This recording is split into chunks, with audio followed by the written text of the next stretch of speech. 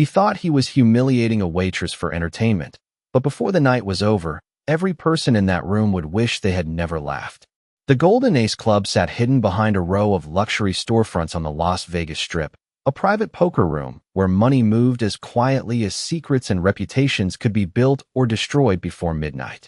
Crystal chandeliers cast warm reflections across polished marble floors while men in tailored suits and designer watches gathered around green felt tables, each convinced they were the smartest person in the building. The air carried a mixture of confidence, expensive cologne, and the kind of arrogance that often comes from winning too many hands against the wrong opponents. At the center table sat Victor Hayes. At 47, he was everything the room admired. Wealthy, connected, feared at the poker table. His sharp, gray suit fit perfectly, his silver cufflinks caught the light with every movement, and his smile carried the certainty of a man who rarely heard the word no. Around him sat some of the strongest players in the club, each one eager to prove they belonged among the elite. The laughter was loud, the drinks flowed freely, and the atmosphere felt more like a celebration than a competition. Moving quietly through the room was Emily Carter. 35 years old, blonde hair neatly tied back, wearing a simple black waitress uniform. She carried trays between tables with practiced efficiency. Most guests never looked directly at her. To them, she was part of the furniture, another employee blending into the background while important people conducted important business. She refilled glasses, collected empty plates, and moved through conversations without leaving a trace. If anyone noticed her at all, it was only long enough to place another order.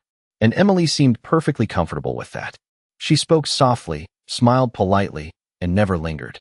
Yet while everyone else focused on cards and chips, Emily appeared to notice everything.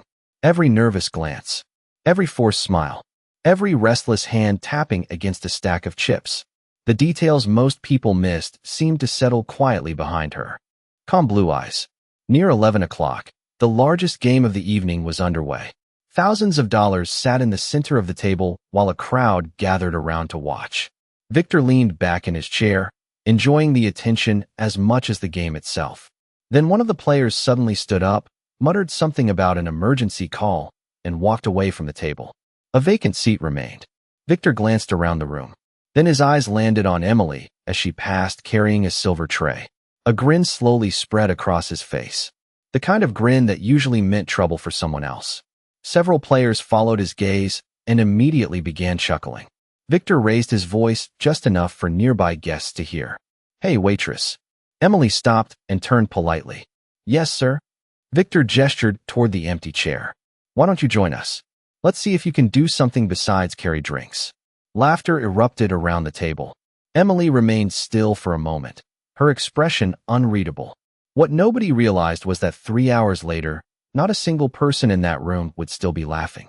Emily could feel dozens of eyes on her as the laughter slowly faded into anticipation. Most people expected her to decline. A few expected her to blush and walk away. Nobody expected her to calmly set the silver tray on a nearby service station and look toward the empty chair without a trace of embarrassment. For a brief moment, the room seemed suspended between amusement and curiosity. Victor Hayes leaned back comfortably, convinced he had just created the evening's entertainment.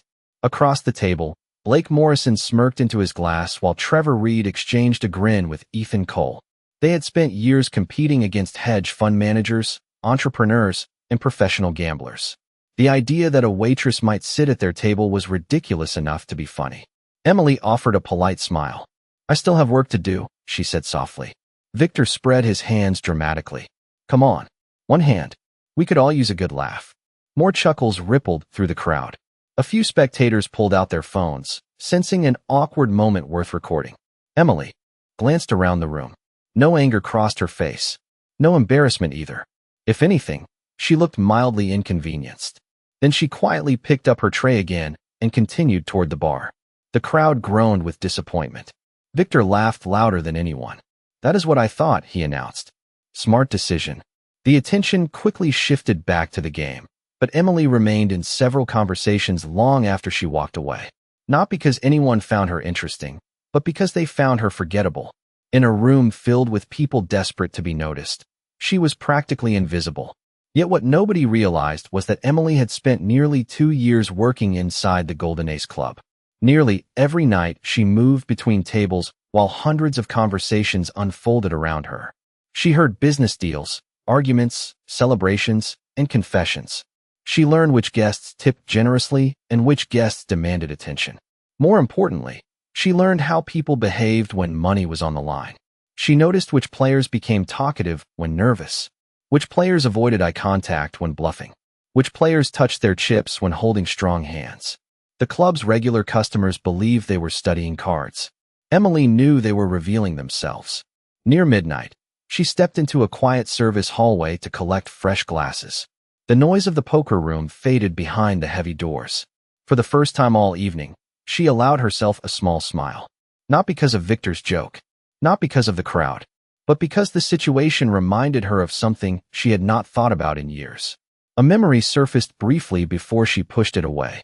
The memory of bright television lights, crowded tournament halls, commentators speaking into microphones, applause, then silence. Emily returned to the main floor, carrying another tray. The game at Victor's table had intensified. Thousands of dollars sat stacked in neat towers of chips. Several spectators stood shoulder to shoulder around the action. Suddenly, an argument broke out between two players at a nearby table. Nothing serious, but enough to attract attention. One of the tournament organizers hurried over to calm the situation. Amid the distraction, Victor noticed something. The empty chair was still empty. The replacement player who had been expected nearly 30 minutes earlier had not arrived. Victor frowned. The game could not continue much longer without another participant. Then his eyes landed on Emily again. This time, the grin that appeared on his face was even wider than before. Victor tapped 2 fingers against the table as Emily approached with a fresh tray of drinks. The missing player had still not arrived, and the frustration was beginning to show. Around him, several spectators shifted impatiently. High-stakes players did not like delays, especially when thousands of dollars were sitting untouched in the center of the table. Victor glanced toward the tournament organizer and received nothing more than a helpless shrug. Then he looked back at Emily. This time there was calculation behind his smile. "Looks like fate is giving us another chance," he said loudly enough for half the room to hear. Emily set down a glass of sparkling water and politely turned to leave. "Wait." Victor raised a hand.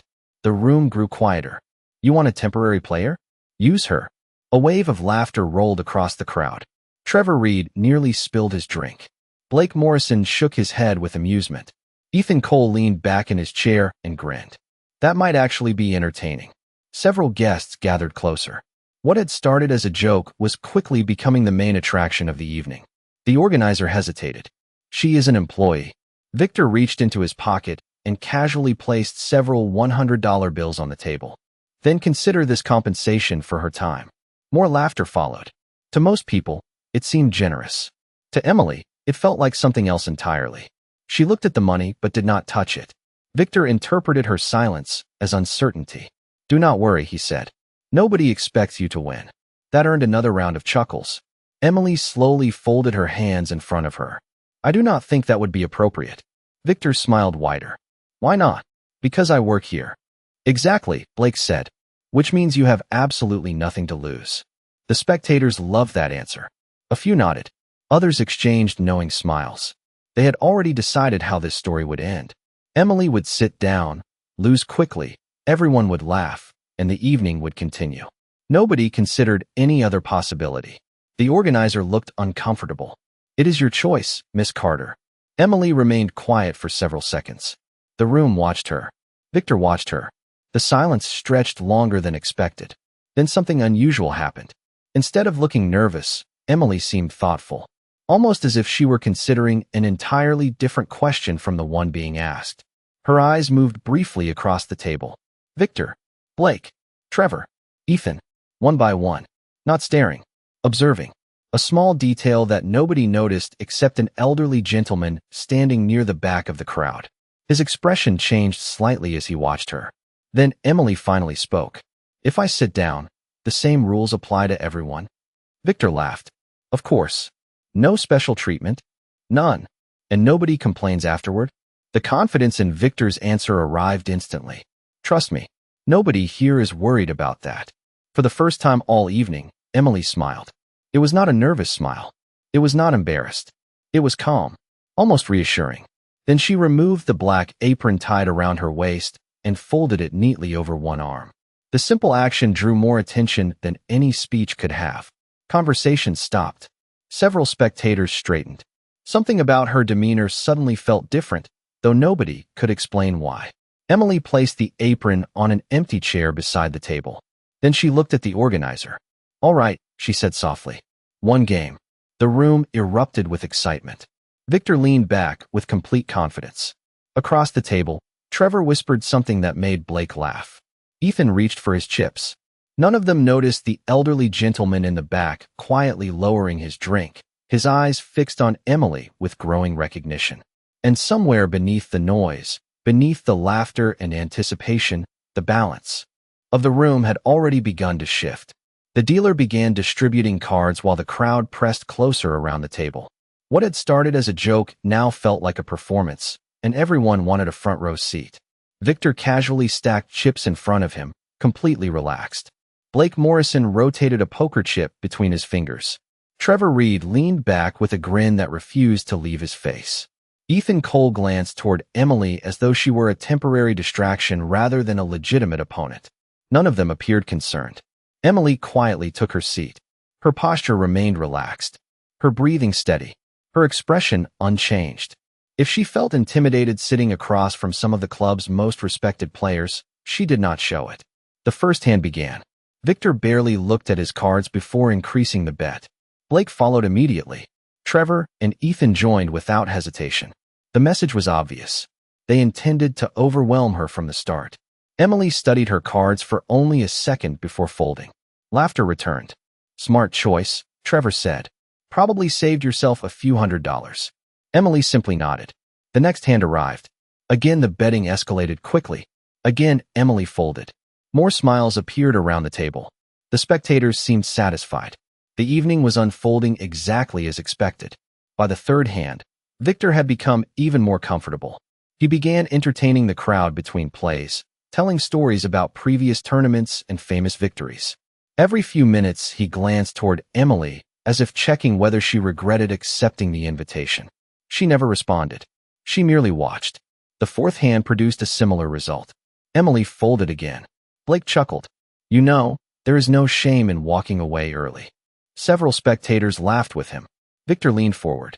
Maybe she is waiting for a miracle. More laughter followed. Yet beneath the amusement, something else was happening. Emily's eyes moved calmly from player to player. She noticed how Victor tapped his thumb against the edge of his chips whenever he felt confident. She noticed that Blake tended to stare directly at opponents when bluffing, but looked away when holding strong cards. Trevor repeatedly adjusted his watch before making aggressive bets. Ethan's shoulders tightened almost imperceptibly whenever he felt uncertain. Tiny details, tiny cracks, tiny patterns. Most people never notice such things. Emily noticed all of them. Another hand began. Once again she folded. The crowd became more animated. Some spectators were already losing interest. A few whispered that the joke had run its course. Victor appeared delighted. Every fold reinforced exactly what he believed. The waitress was overwhelmed. The professionals were in control. The outcome was inevitable. Across the room, however, the elderly gentleman who had recognized her earlier continued watching in silence. Unlike everyone else, he was not smiling. His expression had become increasingly thoughtful. It was the expression of someone who had seen something familiar but could not quite place it. Back at the table, Ethan won a large pot and celebrated with a confident grin. Victor raised his glass. "Now that is how poker is played." Emily smiled politely. Then she looked down at the next hand being dealt. For the first time all night, she did not fold immediately. The movement was subtle, almost invisible. But Victor noticed it. Blake noticed it. Trevor noticed it. Ethan noticed it. The table grew slightly quieter. Emily studied her cards. Then she placed a small stack of chips into the center. It was not a large bet. It was not dramatic. Yet somehow it changed the atmosphere completely. The predators believed they had spent the last 30 minutes cornering easy prey. What none of them realized was that while they had been busy performing for the crowd, Emily had been studying every one of them. And the lesson was finally over. The dealer pushed the next round of cards across the felt, and for the first time that evening, The crowd leaned forward instead of laughing. Emily's small bet remained in the center of the table. It was not impressive. It was not aggressive. Yet it had accomplished something unexpected. It had forced everyone to pay attention. Victor studied her carefully. Until now, she had folded hand after hand without resistance. Suddenly, she was participating. Blake smirked and matched the bet immediately. Trevor followed. Ethan hesitated for half a second before adding his chips as well. Victor completed the circle with a confident raise. Several spectators nodded knowingly. This was exactly what they expected. The professionals would increase the pressure until the inexperienced player collapsed. Emily looked at the new amount. Her expression did not change. She quietly matched it. The hand continued. More community cards appeared. More betting followed. Victor increased the stakes again. Blake joined him. Trevor flashed a confident grin toward the audience gathered behind him. Ethan looked increasingly relaxed. To them, this was routine. To Emily, it seemed almost educational. Every decision they made revealed another piece of information. Every attempt to intimidate her revealed another weakness.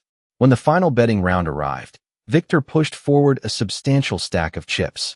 The crowd reacted immediately. It was the largest bet of the hand. Blake folded. Trevor folded moments later.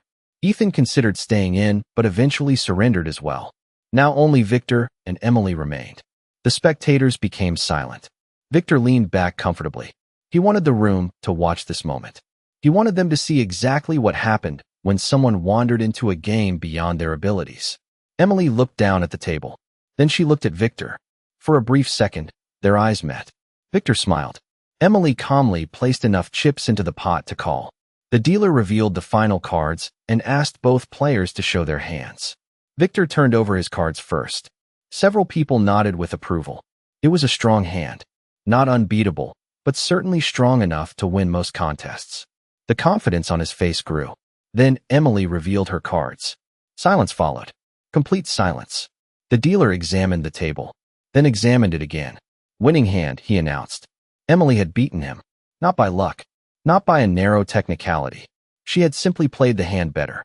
A few spectators exchanged confused glances. Victor blinked once, then twice. His smile faded slightly. The loss was not financially significant. What bothered him was something else. He had expected panic.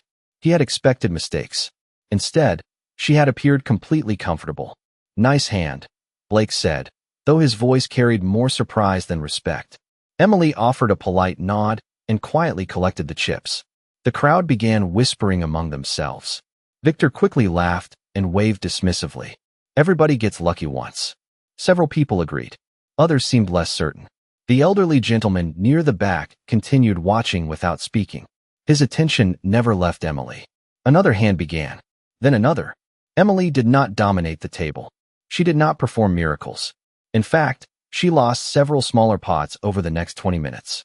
Yet every loss seemed deliberate. Every decision appeared calculated.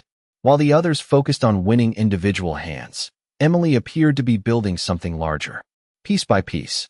Observation by observation. Pattern by pattern. What looked like defeat to the crowd felt increasingly different to anyone paying close attention. Victor still believed he was controlling the game. Blake still smiled. Trevor still entertained the audience. Ethan still projected confidence. But the laughter had become noticeably quieter. And for reasons none of them could explain, Emily seemed more comfortable with every passing minute. By 1 o'clock in the morning, the atmosphere inside the Golden Ace Club had changed completely. Earlier, the crowd had gathered for a joke. Now they stayed because something felt wrong. Not wrong in the sense of unfairness. Wrong in the sense that reality was no longer matching expectations. Victor Hayes could feel it. So could Blake Morrison, Trevor Reed, and Ethan Cole. Emily continued playing exactly as she had all night. Calm, patient, unhurried. She never celebrated a win, never complained about a loss. She simply observed, calculated, and waited. The dealer pushed another hand across the table. Victor studied his cards and smiled. A strong opening. He increased the bet immediately. Blake followed. Trevor matched it. Ethan joined as well. Emily glanced at her cards and quietly called. Around the table, several spectators exchanged looks. They had started noticing something. Emily was no longer folding. More importantly, she was choosing her moments carefully. Every hand she entered seemed intentional.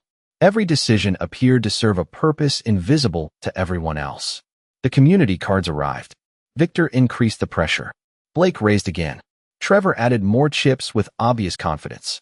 Ethan followed. Emily remained in the hand. Her expression never changed. The crowd watched closely now. The laughter from earlier had vanished. In its place came whispers, small conversations, questions. Victor noticed the shift and became determined to restore control. He pushed forward another large bet. "Let us see how committed everyone is," he said. Blake folded almost immediately. Trevor hesitated before surrendering. That left only Ethan and Emily. Ethan appeared comfortable. In fact, he looked more comfortable than he had all evening.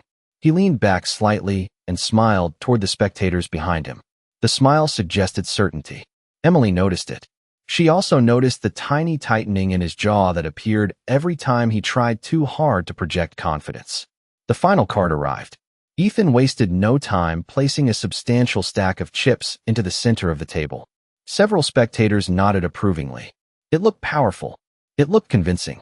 It looked exactly like the kind of move that forced opponents to retreat. Emily studied him quietly. Then she looked at the table. Then back at Ethan. 5 seconds passed. 10 seconds. 15. The room became silent. Finally, Emily pushed her chips forward. "Call," she said softly. Ethan immediately revealed his cards. Confidence radiated from his face.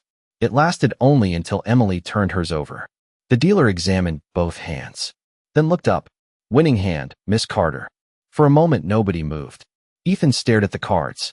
Victor stared at the cards. Blake leaned forward. Trevor blinked repeatedly as though he had misheard the announcement. The pot slid toward Emily. Not the largest pot of the evening, but large enough to matter. More importantly, Ethan was eliminated from the game. The first player had fallen. The crowd reacted with confused murmurs. Earlier they would have called it luck. Now fewer people seemed willing to use that explanation. Ethan forced a smile and stood from his chair. "Good game," he said, though uncertainty lingered in his voice. Emily nodded politely. "Thank you." As Ethan walked away, Victor watched her carefully.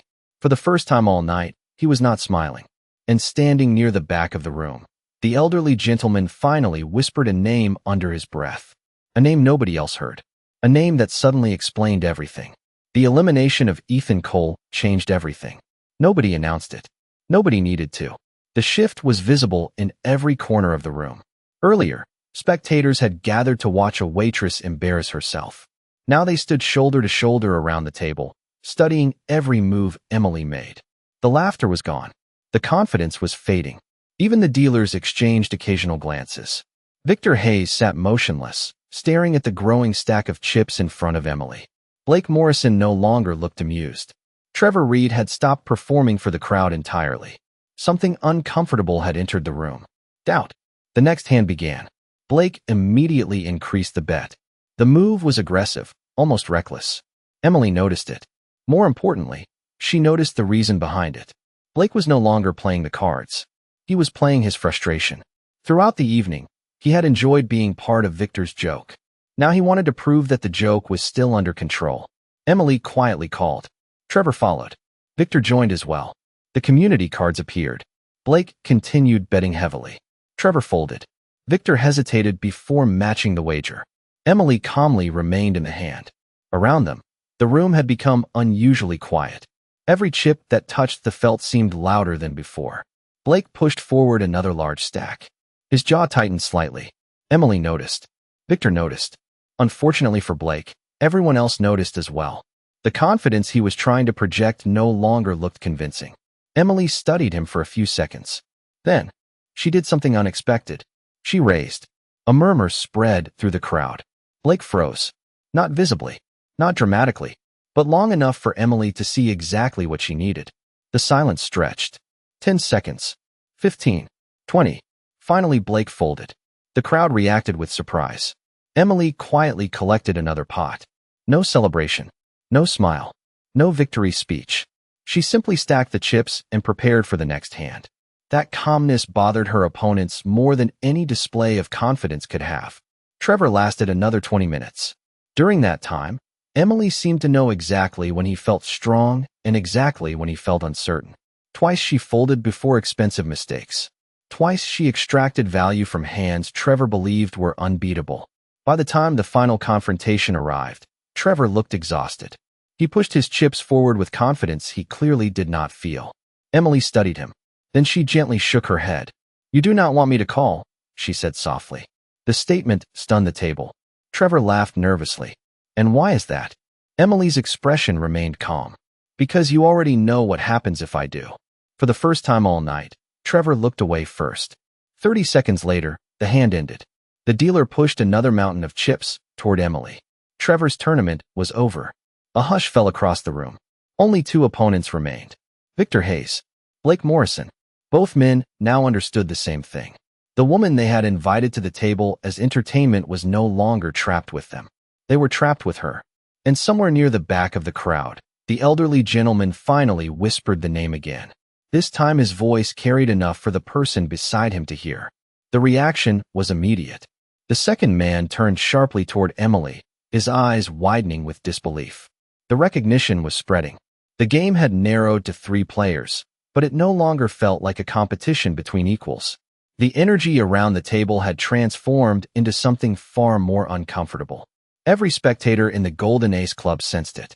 The balance of power had shifted, and nobody knew exactly when it happened. Blake Morrison certainly felt it. 20 minutes earlier, he had been laughing. Now he sat rigidly in his chair, watching Emily Carter with growing unease. Victor Hayes remained outwardly composed, but even he had stopped making jokes. The dealer shuffled a fresh deck and began another hand. Blake looked at his cards and immediately raised. The move was aggressive, almost desperate. Emily noticed the slight tension in his shoulders. Victor noticed it as well. Around the table, the crowd leaned closer. Blake increased the pressure at every opportunity, building a substantial pot. To the spectators, it appeared he was finally taking control. To Emily, it looked different. It looked like someone trying to force confidence into existence. The final community card appeared. Blake pushed a large stack of chips into the center and stared directly at Emily. Earlier in the evening, that stare might have intimidated someone. Now it felt rehearsed. Emily looked at him calmly. Then she glanced at the table. Then back at Blake.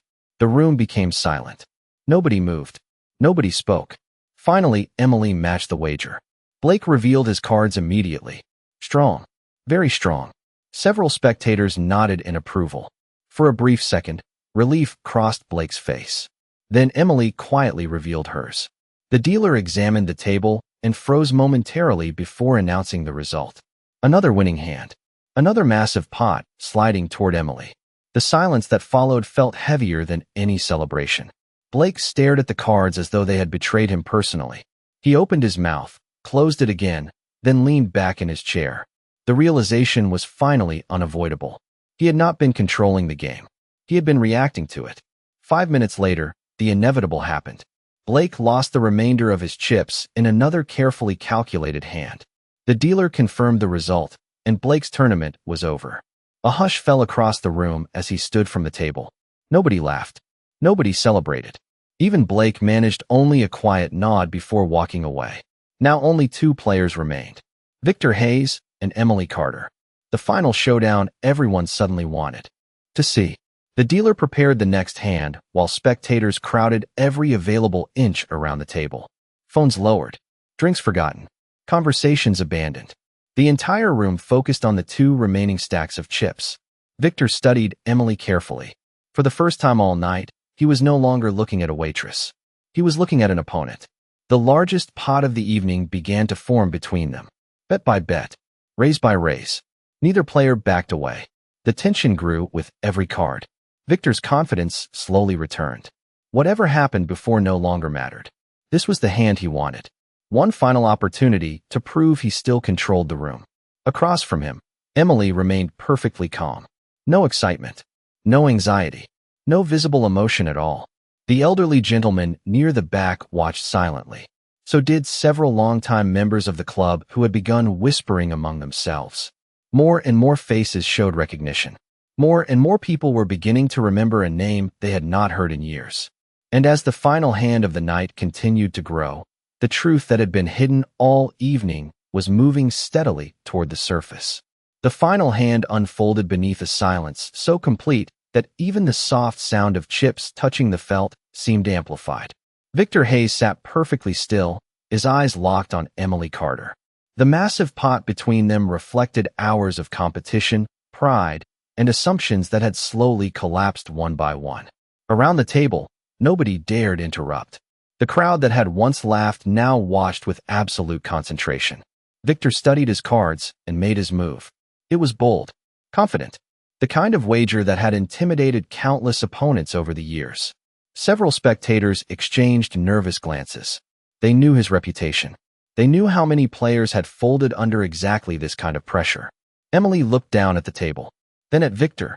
Her expression remained unchanged. Calm, focused, certain. Seconds passed. Then she quietly pushed her remaining chips forward. The room inhaled collectively. Victor's eyes narrowed.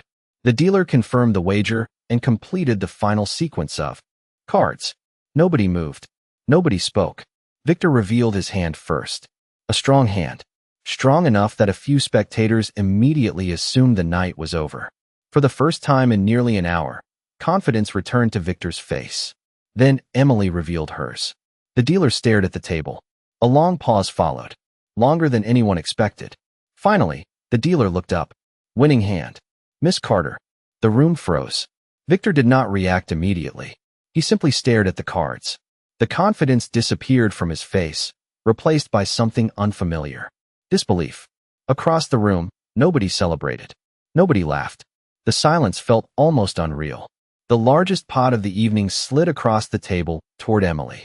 She thanked the dealer politely and began organizing the chips with the same calm efficiency she had displayed while serving drinks earlier that night.